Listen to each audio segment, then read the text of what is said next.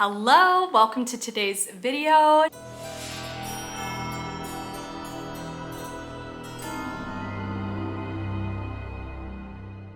Today is an exciting one because Lexie from Books with Lexie and I are doing a reading taste match, and Lexie started this series on her channel where she has her Booktube friends basically give each other 3 books, 2 of which they liked, 1 they didn't, and then we do a buddy read at the same time. I've really enjoyed her series, so I'm really glad to be doing it with her, and I've always been super curious to compare our reading tastes because I can't figure it out. I can't really fully figure out where we align, where we don't. There's certain things I understand where we don't align, but sometimes it's kind of a mystery. So hopefully this video will give me some more insight, and make sure you go check out her video, subscribe to her. Lexie is one of my closest friends here on Booktube. I actually visited her a while ago and I'm visiting her again, and I just have such a fun time hanging out with her. So all her information will be linked below. Again, remember to check out her video, and let's roll the footage to see what books she gave me to read. Okay, I have my laptop here and I'm gonna see what books Lexie has chosen for me.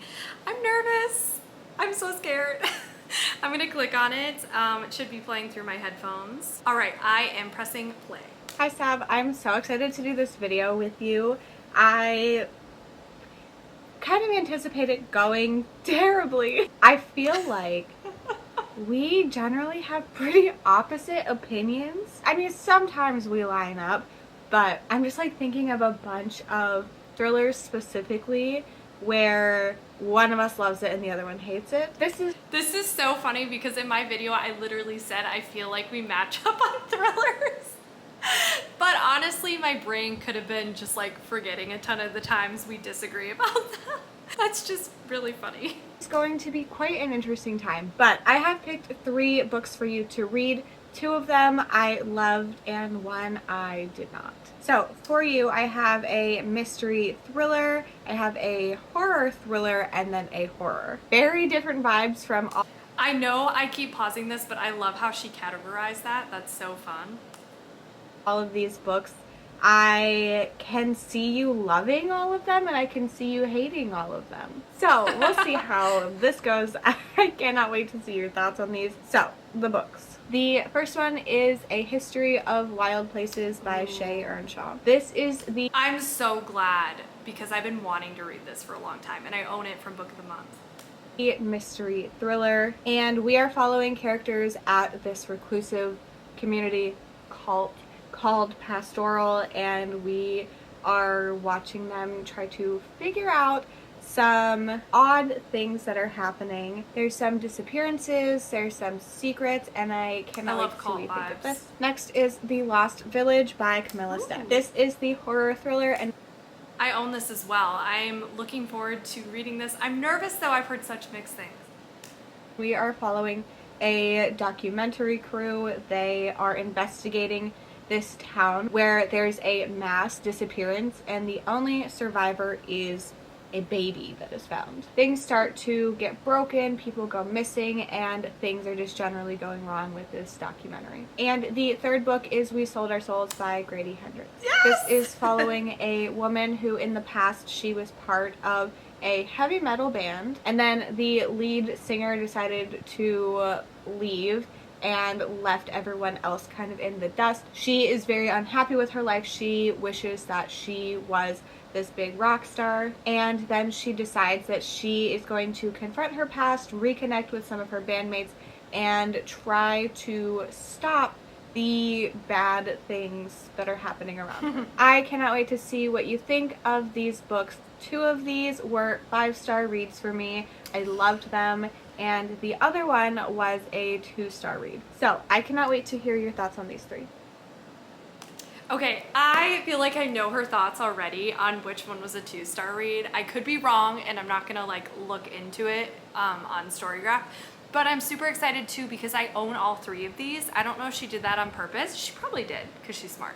But I'm very excited for this. I love the picks she chose. I realized I was also pausing that a ton, so I'm so sorry to future Savannah who has to figure out how to edit that. Anyway, I'm very excited.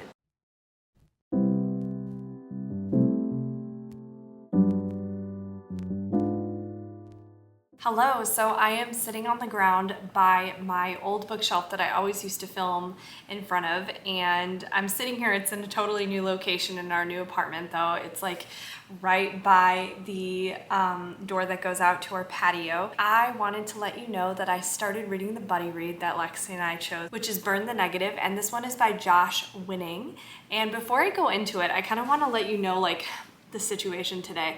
So I wanted to start it way earlier in the day, but I've actually been feeling really under the weather, which sucks because obviously it's never like a good time to get sick, but this is specifically frustrating because I'm about to start my first week of teaching at the school, like back to school.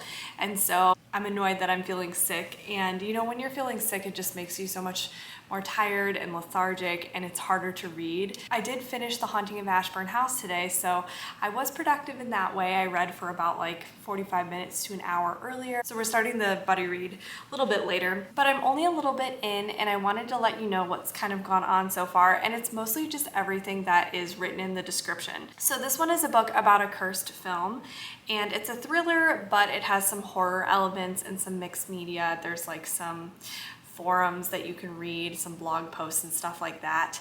I'm actually not looking at it, I'm listening to it, but I feel like if I was reading it physically, that'd be cool to see with the formatting. But it's about this journalist, and she's going to the set of this kind of reboot of a cursed film that happened in the 90s. And she was actually the child star in the cursed film in the 90s, but she's hidden her identity because it basically ruined her life. She was in this show, and then a bunch of people from set started dying, and they were dying in ways that mirrored what happened actually in the movie.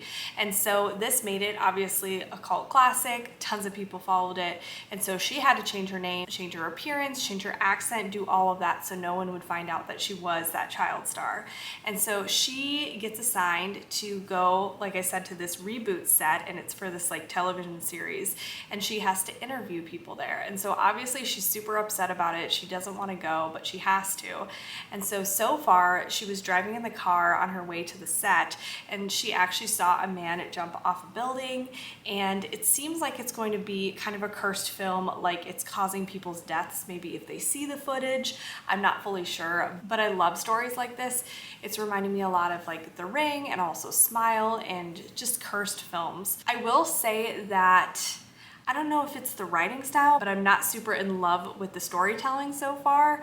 I think the mixed media elements are cool. Maybe it's just because I'm listening on audiobook, but I'm looking forward to seeing where this one's going. It's not really scary so far. It's definitely reading like a thriller, but I'm really curious to see what Lexie thinks. We're gonna chat about it soon, and I will keep you all updated on the read as we go and kind of what we're talking about. I'm curious if she's liking it so far. She didn't get very far in. I think she said about 5%, and I'm reading this one on Cloud Library, and that app is kind of not the best.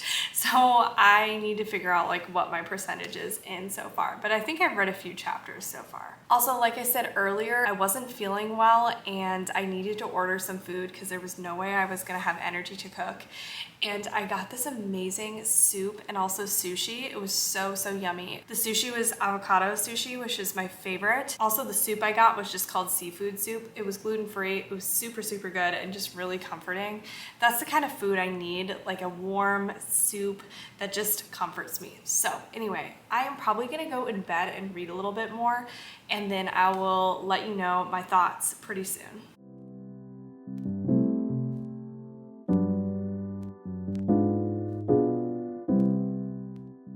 Hello, I am back, and it is the next morning, and I have read a lot more since we last talked and have some more thoughts.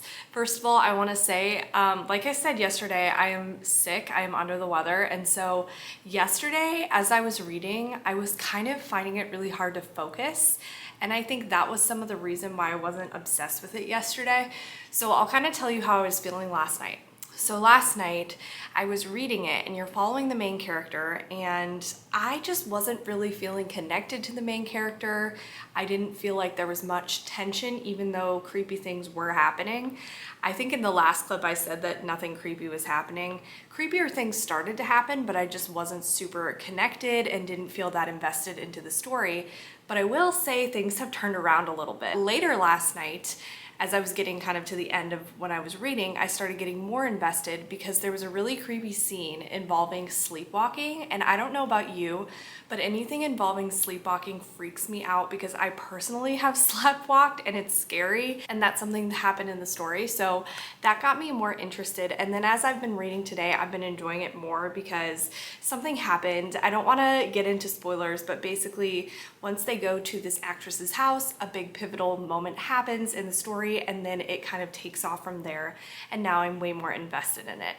I will say that I am enjoying the mixed media. I'm mostly listening to this one. I've glanced down at my phone a few times. I have the Kindle copy there, so I'm mostly listening, but I still enjoy hearing the journal entries and all of that. There's also cool like scenes from the film, and so I like seeing the film scenes played out that way. So this one feels a lot like an homage to a horror movie. It's kind of reminding me of Scream, particularly Scream 3, because in that movie, Sydney is going to the set of where they're sort of recreating what happened to her, and then things start happening on the set, and that is very familiar to this one because, like I said in the last clip, people are dying off, and yeah, it's really good so far.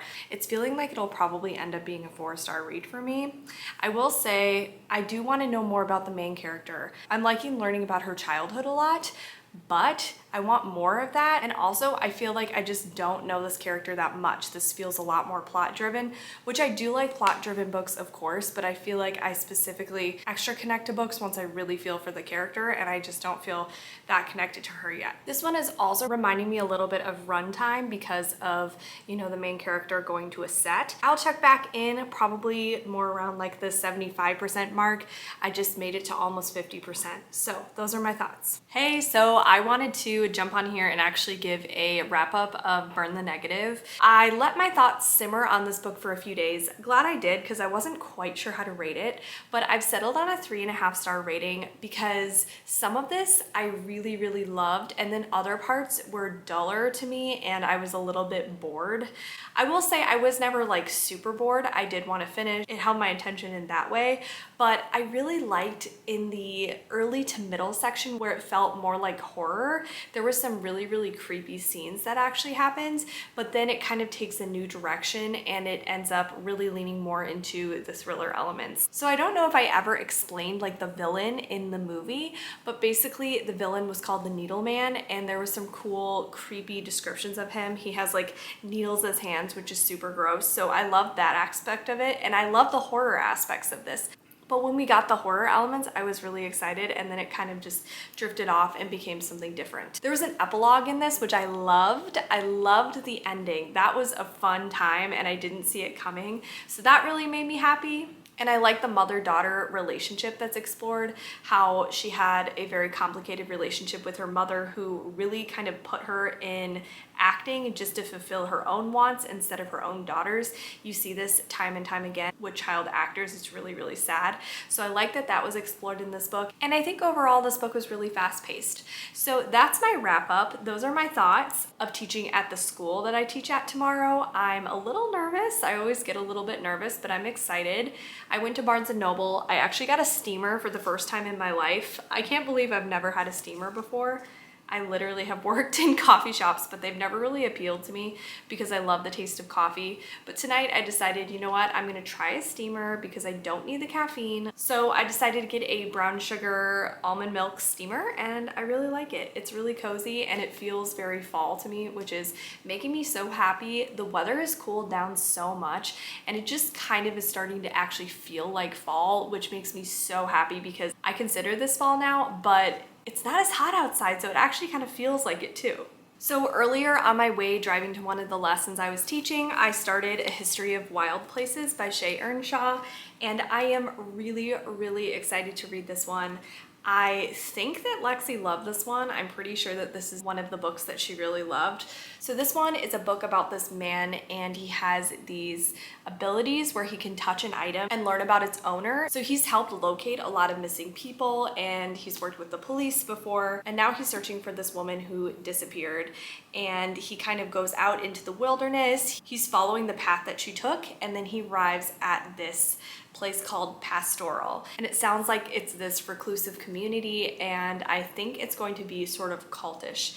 So I'm really enjoying this so far. I heard that it kind of begins one way and then it's not really that relevant to the story, so I'm interested to see what happens after this. But I finished all of part 1. It's like 40 pages, and immediately the writing stood out to me. This author uses very descriptive writing, and when I was reading it, I felt like I just went into the world that this takes place in. I love some good writing, and I cannot wait to see where this goes.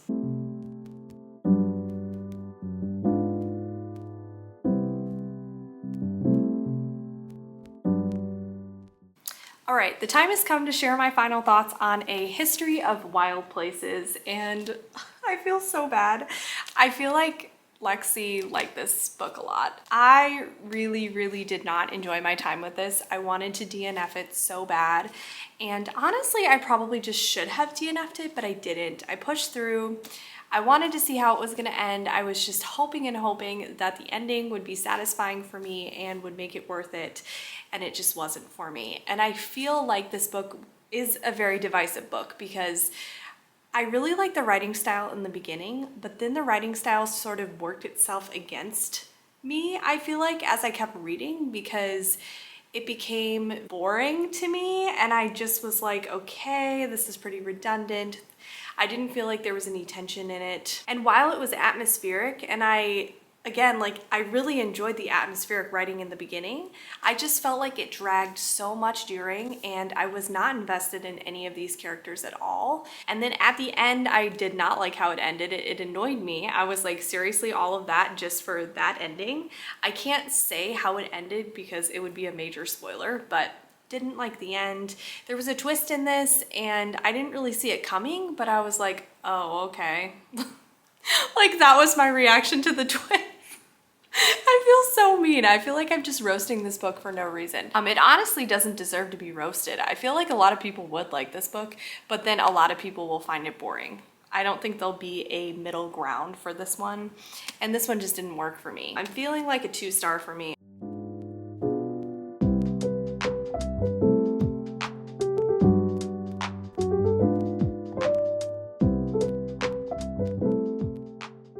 All right, hello. I'm popping on here to say I started We Sold Our Souls last night. I didn't film a clip before I started it because I just jumped right in, didn't even think about it. And so I listened to like 10 chapters of it last night, and I wanted to hop on here and let you know what it's about and what my thoughts are so far. So this book is about the main character, Chris, and she was in a heavy metal band in the 90s, and the band was about to have a ton of success, but one of the members broke off and decided to do a solo career and screwed them all over. And so the band didn't take off. Now she's stuck working this dead-end job in the present day, and she's really unhappy. But something ends up happening, and she thinks that this ex-bandmate not only ruined her career success, but also maybe trying to ruin her life now. So that's what has happened so far. This is a Grady Hendrix book, and it has his voice in it, but it's less funny compared to the other books I've read by him, and I'm kind of missing that humor. There is a little humor in this, but it feels less funny, at least so far. So I'm not enjoying it as much, but I'm still interested in the plot. Like, I want to see where this goes, but I don't think this is going to be a favorite Grady Hendrix novel for me. I do think that even though I don't know anything about heavy metal, it's totally fine reading this book. Like, I don't need any background in heavy metal to enjoy it. And like I said, I still do want to see where the story goes because I'm still definitely in the setup, but I'm not loving it as much as his other ones. Usually his books I start to enjoy immediately, and this one, it's just okay. And I hate saying that because I'm pretty sure Lexie loved this one a ton, but I'll let you know as I keep reading what I think. Hello, so it is actually Halloween day 1, which is really exciting. It's the readathon that Lexie created. I did join the opening sprints today. And while I was on there, I read some of We Sold Our Souls, and I wanted to update you guys. I'm more than halfway through now. I'm at page 214, and I hate to say this, but I'm not loving it. I'm actually kind of surprised because I thought that I still would really like this one because it was by Grady Hendrix, but I think the fact that it's so much about a band that I don't really care about. Like the whole subject of a band just being repeatedly talked about, I just don't really, it's just not really resonating with me, I guess. It's not really keeping me interested, and then I don't feel very attached to the main character or invested in her well-being or kind of like the situation and the stakes that are happening in the book. It's just not holding my attention, and I could see myself DNFing this one, but I'm so close to the end. I only have like an hour left in my audiobook. I'm just gonna finish it and see how it ends. There's like little scenes I enjoy in this and little snippets of humor that I love where I'm like, yeah, that's Grady Hendrix humor shining through. But overall, I think the plot and the storyline of this book just isn't engaging for me, unfortunately. I know a lot of people love this book, and again, like I'm kind of surprised that I'm not loving it. I knew it probably wouldn't be my favorite, like I said in the beginning, but I thought that it would feel more like Grady Hendrix books to me, and this one just doesn't feel as much like his books. And yeah, I don't know. Unfortunately, I'm just not loving it, but I will let you know when I finish it and when I end up rating it.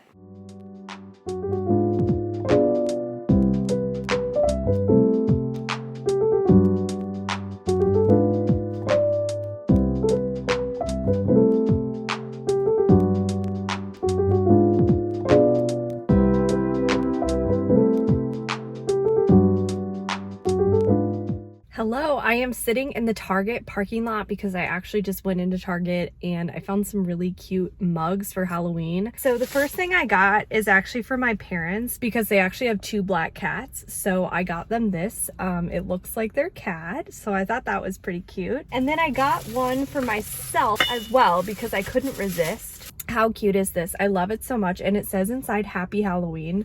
I thought it was adorable. These were only $5, so I just snatched them up. But since I'm here, I wanted to hop on here and give you all a wrap-up of We Sold Our Souls by Grady Hendrix. And unfortunately, I didn't love it. I think there was 2 different things that were happening for me. So first of all, I think I just don't care about reading about bands. I think that was part of it, like the subject matter. I just didn't care about it all. And people were saying that, you know, you don't need to know anything about heavy metal. You don't need to know anything about all that. But even though I didn't need to know anything about that, I just don't care about following musicians in bands. And like the whole plot of this was following that. And so it just didn't really hold my attention. Like I didn't feel like I cared about what happened to the character or even the plot. And there was some humor. I do think that it was way less funny than a lot of his other books, in my opinion. I think that the humor just didn't resonate with me as much. Like I said in earlier clips, like I could tell it was Grady Hendrix, but it felt less humorous than his other books. Another thing is I just didn't really connect with the main character. So those are my thoughts for the book. I'm happy I read it because I pretty much have read all of Grady Hendrix works that are horror now. So I'm happy about that. And I hate to say it's probably at the bottom of my ranking, and I feel bad because I'm almost positive, like I said earlier, that Lexie loved this. So sorry, Lexie. And I know it's a lot of people's like unexpected favorite. So I really had my fingers crossed that the same thing would happen to me, but it ended up not working well for me. So I think I'll give it like a 2.5 star. On Goodreads though, I'll probably just leave it a 2. It looks so harsh. I hate that, but because Grady Hendrix is one of my favorite authors, but again, how many times can I say it? This one just didn't work for me.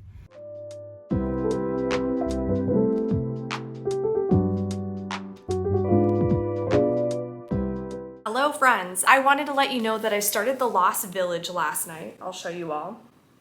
This one, full disclosure, might DNF, and I'm not even saying this because I feel like DNFing it yet, but I've just heard from so many people that this book was a letdown, so I'm assuming this was the book that Lexie did not like. I'm really sad though because the synopsis sounds amazing. It literally says The Blair Witch Project meets Midsommar, which I really love both of those movies. This one has so many cool elements because it has a documentary element, which I've never actually read a book about a documentary crew, so I feel like that's really cool.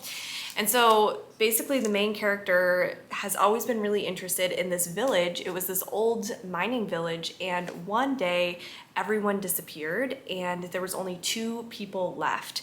And so she is taking her friends and a documentary crew to go try to figure out what actually happened.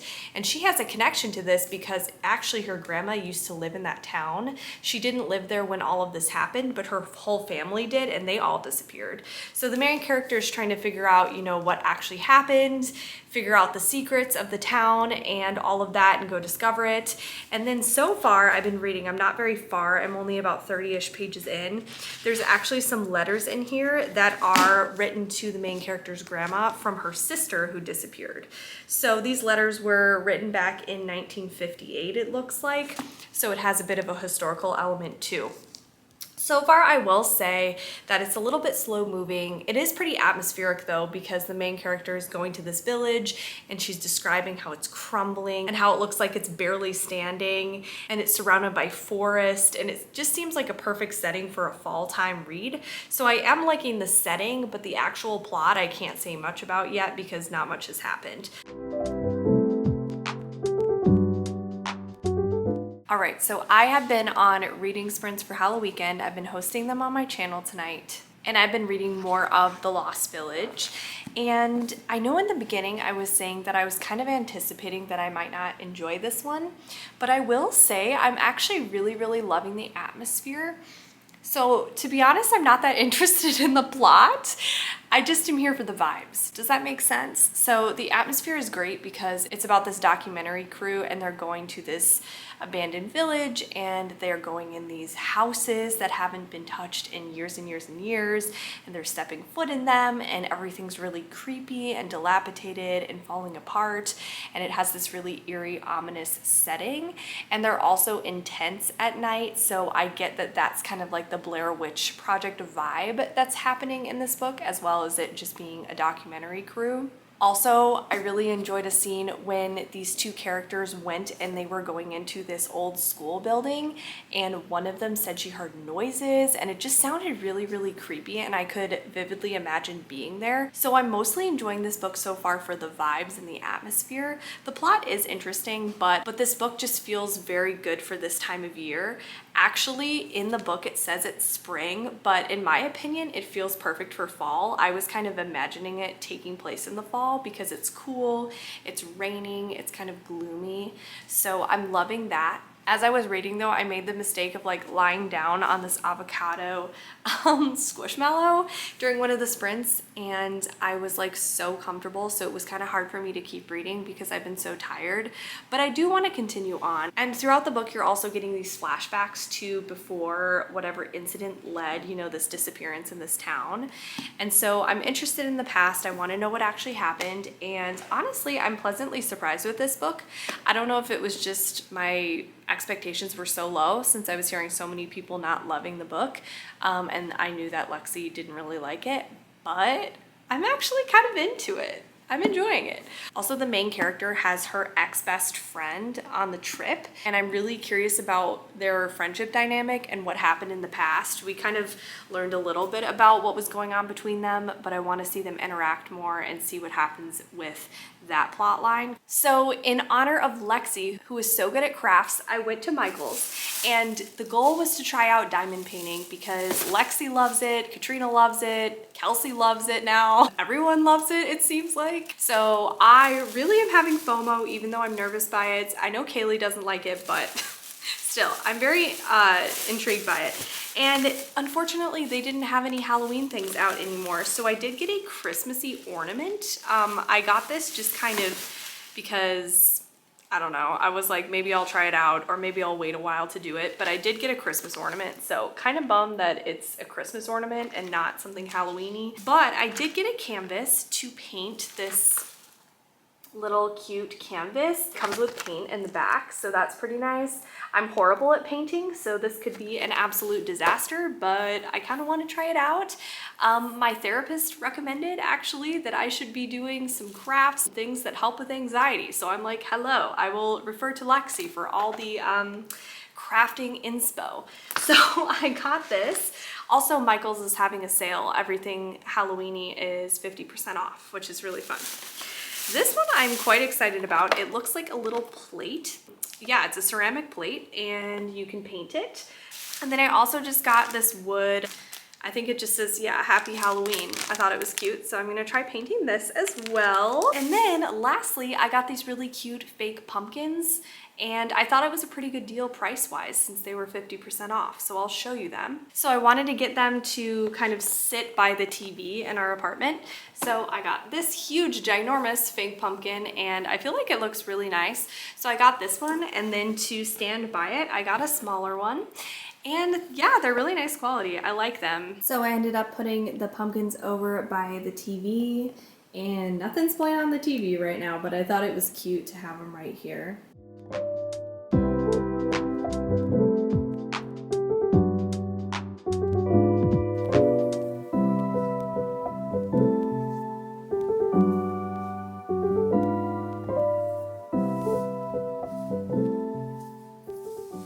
Hello, I want to give a wrap up for The Lost Village, and this one, it's so disappointing because the atmosphere is done really, really well in this one. I very much enjoyed the atmosphere, and I thought it had a lot of potential.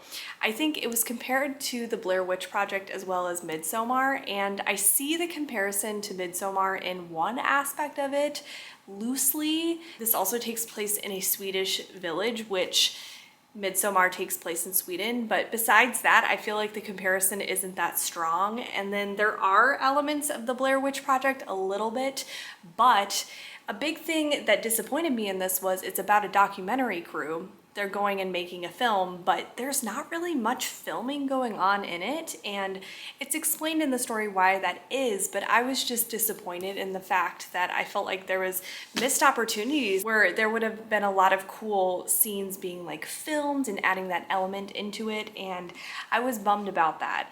I also really did not like the direction it took and the twist at the end. I thought it was pretty ridiculous, to be honest, and there's also poor mental health rep in this that rubbed me the wrong way. I did not like the representation in it, how they handled it.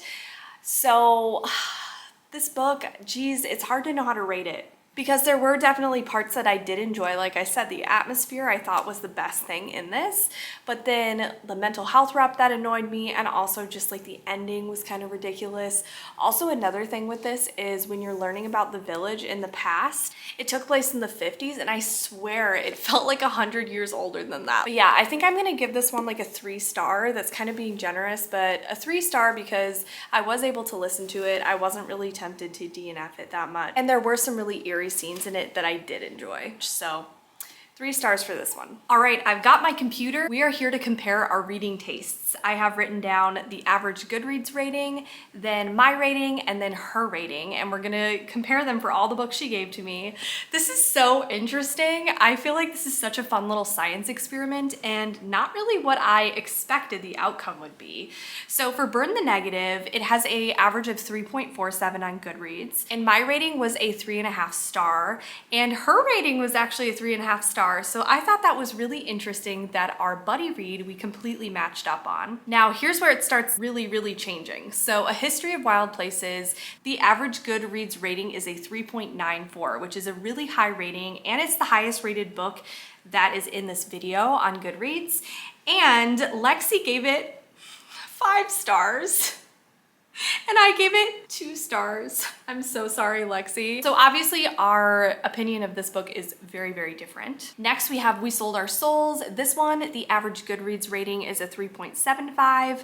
I gave it 2.5 stars. I'm so sorry, Lexie.